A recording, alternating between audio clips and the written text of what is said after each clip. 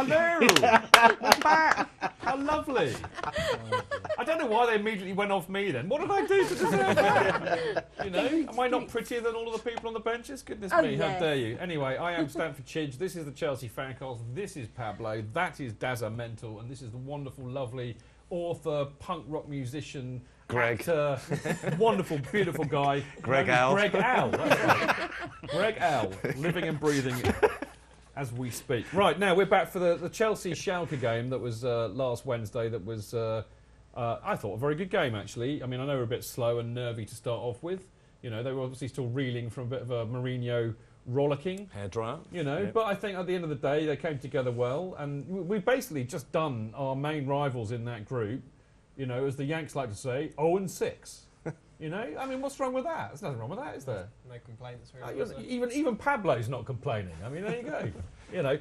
Anyway, somebody who probably would complain if he was here, you know, in his ratings. I mean, you should talk about this actually, because I know that you're basically little kind of XL Geek Squad members of this fraternity, aren't you? You and Ross. Not anymore. I'm not. Oh, you've resigned. The mantle was well and truly passed to. You both resigned, have you, from Ross's ratings? he just used my name as a pun. I've never done ratings. It was a completely unintended pun as well. Was it? Yeah. It was so. Ross does it now. Not It's just me. Ross. Yes. Yeah. Okay. You've quit the Geek Squad then. Yeah. Fair enough. I'm embracing that thought. I did think about doing it before, but I just couldn't be bothered. It's just hard to keep up. Well, Ross loves all this kind of stuff, and sadly Ross isn't here to actually show us himself. But Ross genuinely did do these ratings for the Schalke game, so we should really have a look to see what the wise man he say. And he has given Czech 6. He's given Aspilicueta 6. Gary Cahill 7. Terry 7. Ivanovic 7. Ramirez 7. Mikel, why didn't you just give him all 7? It would have been a lot easier. Chidge, can I propose that you use half scores? Half scores? So 6.5, No. 7.5. He doesn't do half No? scores. No, Ross doesn't do You anything can't by change halves. that. It'll be too inconsistent. Yeah, Anyway, where true. are we? Mikel Yeah. 7, Oscar got 6. Greg. Shush. Serla got 7, Willian got 7, Eto'o got 8, and the subs, which were Bar, Lampard and De Bruyne in his second appearance recently from being the ball boy, he got 7. Lampard got 7, Bar got 7. So there we go. So mainly 7s, apart from, I mean, really, the you know, Eto'o got 8, which... Well, I mean, Eto'o yeah. and Mikel were the two standout players for They me were, weren't they? for that Hey, evening. So we nominated them for Man of the We Match, did, didn't yeah. we? So we're not completely stupid. It just means that you're as stupid as Ross, if anything. Okay, that's another way of putting it. I'll accept that, Darren. I won't agree with it, but I'll accept No, you're all really. stupid together. Okay, we're all stupid together. It's been said before many times, I'm sure. But anyway, one thing occurred to me actually. I mean, just to put a lid on that, I think that's absolutely fair enough. I mean, it was a pretty decent performance at the end of the day. But it wasn't really for the first 20 minutes or so. And actually, you know, Eto'o mugging their keeper off, in many respects, changed the game because it completely scotched Schalke's plan, which frankly had been working up to that. That and the fact that their best player got nobbled early in the second half as well. Yeah, that didn't help. But I mean, I just wondered if all the changes, because he made 6 changes. Okay, not all of them in fourth, but he made 6 changes. Do you think that might have disrupted our rhythm at all? Not really. Not after the proverbial kick they would have got after the there you Newcastle go. game. I think everyone would have been desperate to go out there and play well, really. Yeah, you would have thought, but they didn't actually play like that. They didn't play like players are thinking, right, blimey, if I don't stick a performance in here, I might, you know, not play again for a while. They played Well, I like think- guys that were thinking, oh, I I'm think too the- scared to do I think anything. the ones who had But most then- to prove did. I thought Mikel came out and played really well. I thought Willian came out and played really well. I thought Eto'o did. And they're the three, arguably, that are really, really playing for their places in the team. It's those that are still potentially... I think you're looking at the game over. overall. I'm Yeah. talking early doors. I thought for the first 15, 20 minutes, it was a bit shaky, I've got to say. I think at the end of the day, you're right. I think once they got their confidence, they grew in confidence, and they really... I mean, you know, frankly, Willian, I thought was superb, you know. I really do. I thought he put in a hell of a performance. So I think at the end of the day, I totally agree with you. But early doors, I thought they were a bit But I shaky. didn't see the first 10 minutes 'cause I was folding a flag. Of course, but you were doing it in a good That's a course. good excuse. Actually, one thing about that flag, Pablo, I heard a lot of nonsense on Twitter that people in the... Because, you know, the thing is, we tend to get a very different, bunch of fans going to the European games and the Cup games and normally go for the Premier League games. And I heard that a lot of them were trying to get the flag out of the way. Immediately it turned up. No, being not- idiots. Am I right? Or is that Well, I just... thought it was down to the for the league games, the flag that goes across. They that don't think gets it's been pulled washed, across. so it stinks when it goes across. Yeah, Okay, it so does. has I the did flag hear been that washed, mentioned. Darren? Not recent. No, I think it was pre-season. They were washed this summer. Yeah, it was washed. That's by the by, really. What happened was people tried to pass it off without realising which flag. It was a flag that was supposed to be held. So confusion. Yeah. But, okay. So it wasn't held there for as long as it was intended to be. But it looked pretty good in the end, I'd say. That's a good cause you do there. You should keep it up. Right, another thing that, of course, you might not have been aware of because you'd have been busy doing the flags and stuff. But for those of us in our plastic armchairs, I hasten to add. The big thing right before kickoff was Hazard getting dropped. Basically for losing his passport. There we go. Yes, he looks like he looks. That is a naughty step if ever there was one. It's actually been a celery moment. Yes, I know. Well, I didn't know we were going to have a nice photograph like that. Oh no, I did actually ask for a Hazard one, but I'm delighted that I got the right Hazard one, which is not the one I asked for. So what do I know? But that's beautiful. But he was definitely on the naughty step because apparently he went to see his mate play in Lille, and he was there half-time guest. Was he really? Yeah, he was the one that came out at half-time, was paraded around and clapped them all, and then didn't get back in time. Yeah, very naughty. I mean, apparently he lost his passport or something. It's down to the fact that he's got 2 kids. And he went to Disneyland as well. There was a picture on Facebook of him at Disneyland. You secretly working for the Sun or something? Maybe. What? I never heard that. Blimey. No. So you're making it up, Al. No, it's probably an old picture that's come back of him in Disneyland. Right. So either way, I mean, it was dealt with in a correct way. He wasn't there for the training session before the game. He probably shouldn't play in the game, and I don't think there seems to be any bad feeling about it. I agree. Do you know what I really like about what happened? Because I think there is actually a lot to really like about this, and actually Mourinho's explanation, at the end of the match, was that look, he was wrong, he was out of order, he did wrong. I've punished him. I've not selected him for the game, even though it might have damaged us. But it's all about the group. It's all about the group. So you get out of line, you're going to get it, but actually it's more important that the group know that, because and I think absolute great management, He's a bit like sort of an old school manager like Brian Clough a little bit, isn't he? He won't allow anything to go at all, will he? I agree. Which is probably good for us. We've got Mixler interaction. Hazard very unprofessional, deserves a boot up the arse. Who said that?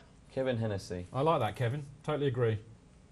I think he'll come back better for it because it may have been an accident, if you like. I don't think he deliberately went out to be an idiot, but you do wrong, you take the consequences. Simple as. Anyway, moving on. Something else occurred to me about this match of interest, which was when Cahill starts, we don't tend to lose. That is a chidge fact. I don't think we've lost once with Cahill starting this season. Isn't that the same as Mikel? If Mikel starts, we tend not to lose as well. I think that's a very good point. They kind of work in tandem, don't they? It is.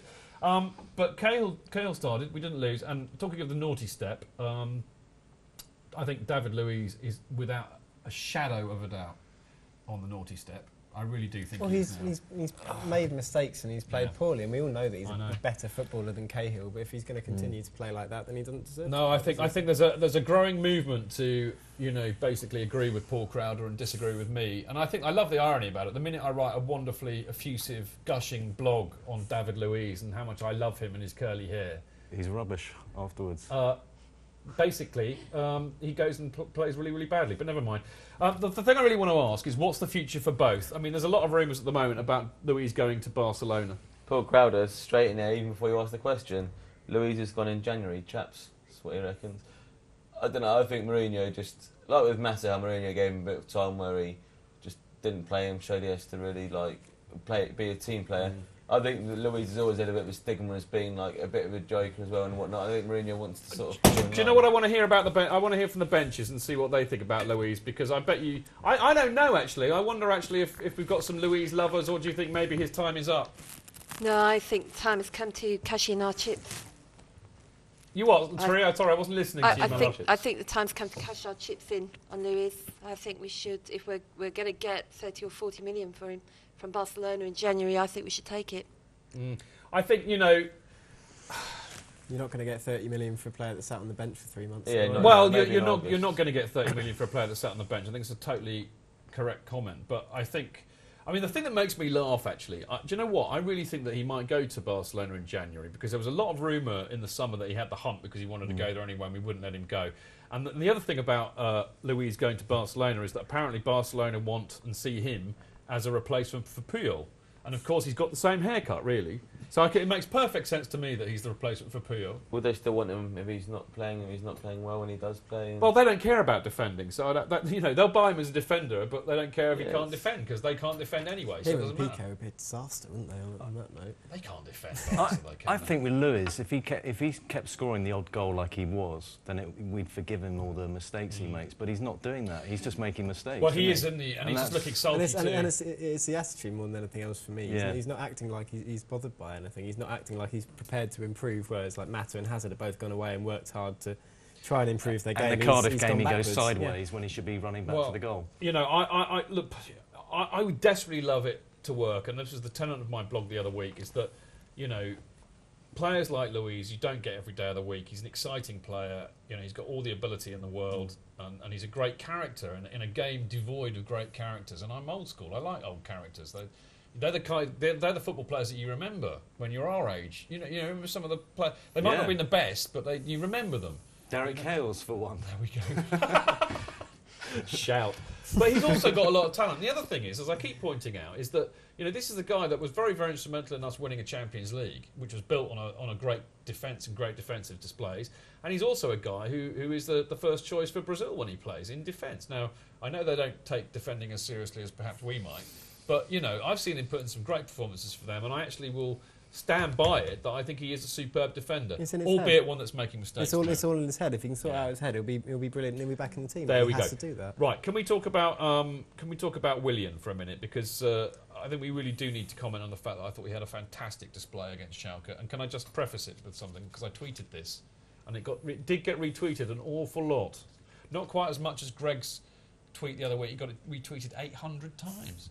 I'd love to know what he said. Anyway, I said, William, excellent, man of the match display, runs, tackles back, assists, skillful, and 100% commitment, great hair, and he hates Tottenham. What is there not to love? That deserved a lot better than that, I thought. Crowder reckons he's worth every penny, Willian. Does he? Yeah, so now you're going to have to dislike him. I hate him. He's rubbish. Get rid of him. You know, Crowder rates him. He can't be all that. No, but in all seriousness, isn't it lovely? Or do you know what really surprised me about Willian? That he's quite a slight. He's not a big guy, and he's got hair-bear bunch hair, which is always great. But he's Brazilian, and yet he runs around. He tracks back. He's quite physical. You don't expect that from a Brazilian player like that. Both him and Schürrle are both absolutely the type of attacking player that Mourinho likes. Because they close down in these quick short bursts. He played well against us for Shakhtar Donetsk. He stood out as well. He did. You know the funniest thing about Willian is, though? Having watched Tottenham play Newcastle United yesterday, he's just the player they needed. What a shame. He hates Tottenham. He hates Tottenham. He hates Tottenham. He hates Tottenham.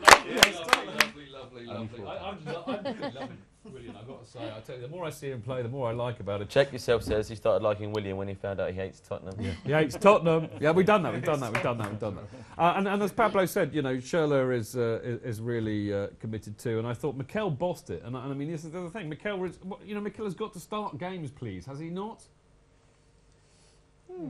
At least come on at the beginning of the second half if we're not doing anything. Why do you think? Here's a question actually to ask you around the other way. Why do you think Jose's got? He seems to have some sort of a mental block here about our defensive midfield pairing. I mean, to widen it out, I think there's a discussion to be had about the fact that why are we always having to play 4-2-3-1 when actually we might not have the players that suit it. But let's focus on the fact that he seems to want Ramirez and Lampard playing as defensive midfielders when frankly, let's admit it, neither of them are suitable to it when you've got Mikel who can do that. I don't think you want to call them in this position defensive midfielders, though. It's all about possession and getting up and down, which is something Ramirez is very good at for all of his technical faults. And Lampard is more likely to offer an offensive threat, which is why he's there. And Mikel. But the fact of the matter is Ramirez does the most heinous crime in Jose's book. What is the most heinous crime in Jose's book? Lack of being able to do 5-yard passes. Nope. And it's not losing your passport and missing the train. He hates people who give the ball away. Ramirez quite often gives the ball away. And Lamps doesn't have the energy that he also wants needs. to win at all costs, which is the number one thing that Jose wants. Well, I think more. One would hope that all of the players. Yeah, but they don't do what Jose allegedly actively encourages, like Ramirez does. But I would say with Mikel, for away games, that's when he should be starting. When we actually need to sort of hold back a bit and have someone disciplined that's back there. Because at home, we should be. I don't think we should win every single home game, but we should be expected to. No, Darren, we should win every home game because we always do, and if we don't, then I'm not going to support them anymore. You almost went into a Sorry, that was a bit of a face. When you were doing that. Sorry, that was a bit of a face. Chidge's head has exploded.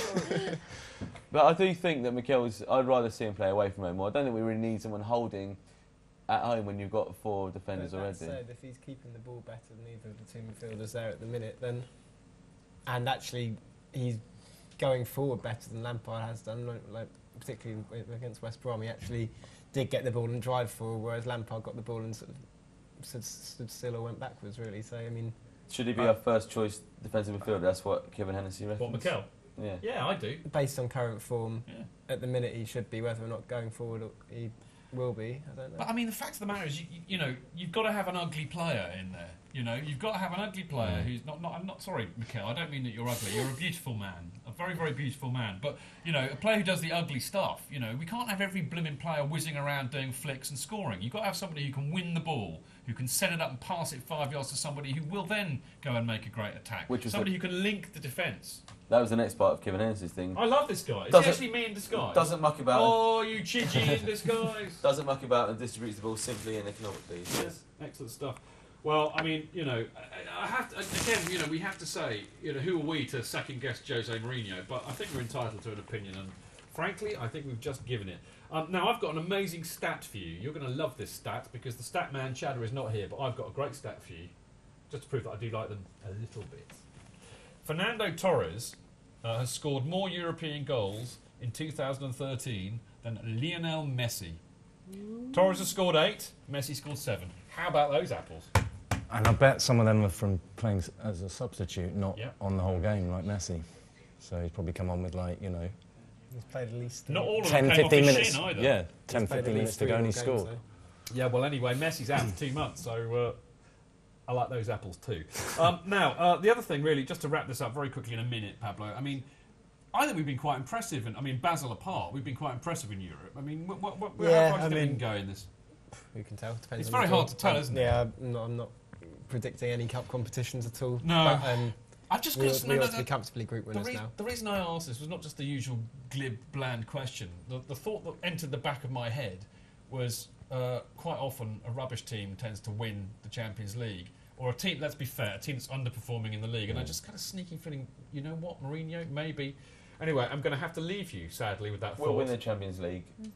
Of course we will. One day. I'm going to have to leave you with that thought, Darren. Can you think about that thought during the break? Have you seen how nice and relaxed I am? I can't with tell you this week? Mixler these thoughts because they're not. You can listening tell to us. Mixler because you can type it. I can. Okay, I can. You can. I can swear verbally. We've just solved the greatest question in the universe there. How about that? Anyway, hopefully we will be answering some of the hardest questions in the universe after the break because it'll be time for You're on CFFC. See you in a minute. All right,